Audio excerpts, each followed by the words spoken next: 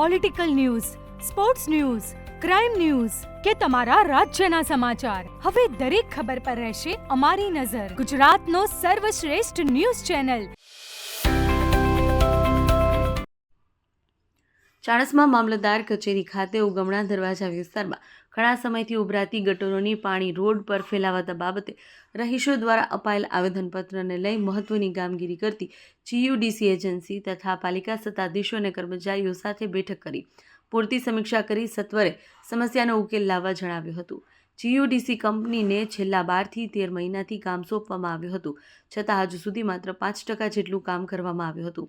શહેરમાં ઉગમણા દરવાજા બહાર સહિતના ખાડિયા ચોક, ચેકણદાસનો માર્ગ સહિતના રહીશો છેલ્લા ઘણા સમયથી ગટર લાઇનના ઉભરાતા પાણીથી પરેશાન હોય આખરે સોમવારે તમામ રહીશો એકત્ર થયા હતા અને રેલી યોજી મામલતદાર અને ચીફ ઓફિસરને આવેદનપત્ર આપ્યું હતું.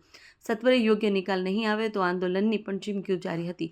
ત્યારબાદ મંગળવારે મામલતદાર VM ગઢવીના અધ્યક્ષસ્થાને રહીશો, પાલિકા પ્રમુખ, કર્મીઓ અને GUDCના માણસો સાથે બેઠક યોજી હતી.